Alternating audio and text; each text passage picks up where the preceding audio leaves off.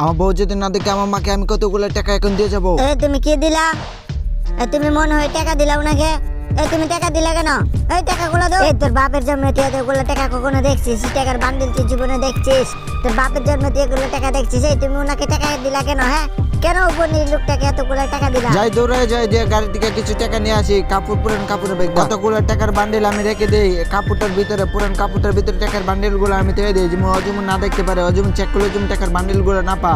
তার ভিতরে আমি পুরান একটা জ্যাকেট ভরে দিব, যেমন অজুম জ্যাকেটটা জানলে অজুম টাকাগুলো যদি না পড়ে আমি ব্যাগের ভিতরে সবগুলো টাকা এখন রেখে দিব, যে জ্যাকেটটা ভরে দিব, দিলে ও জ্যাকেটটা যাবে মাকে টাকাগুলো পড়বে না। টাকার ব্যাগটা নিয়ে এখন আমি মার হাতে আমি এখন তুলে দিব টাকার ব্যাগটা। বুড়ি মহিলার জন্য তুমি আবার কাপড়ের ব্যাগ যে আসে আনছো, এটার ভিতরে আবার টাকা টুকা দিয়ে দেও না তো? আমার থেকে যারা চেক করে দেখে লই না, এটার ভিতরে কোনো টাকা টুকা নাই।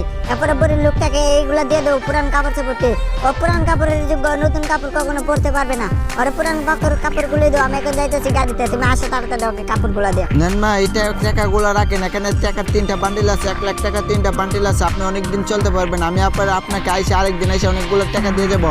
টাকাগুলো এখন আপনি রেখে দিন, রেখে এই টাকাগুলো দিয়ে অনেকদিন আপনি চলতে পারবেন। আপনি ভালো থাকেন, আমি আসি। আমি এখন যদি তাড়াতাড়ি না যাই ও এসে আবার ঝগড়া শুরু করবে, আর ও যদি টাকাগুলো দেখতে পায় তাহলে আবার ও টাকাগুলো নিয়ে নিবে। আমি তাড়াতাড়ি চলে যাই। বাবা পোল্ট্রি তুই নিয়ে যা, পোল্ট্রি তোর জন্য আমি পেরে এনেছি। পোল্ট্রি তুই বাড়িতে নিয়ে খাইস, তুই পোল্ট্রিগুলো নিয়ে যা। আপনার যদি টাকা দেওয়ানোর ইচ্ছা থাকে যে কোনো ভাবে টাকা দিতে পারেন। আর ভিডিওটি দেখে যদি কিছু শিখে থাকেন অবশ্যই কমেন্ট করবেন। চ্যানেলটাকে সাবস্ক্রাইব করে রাখেন, এরকম শিক্ষামূলক ভিডিও প্রতিনিয়ত ছাড়া হবে চ্যানেলে।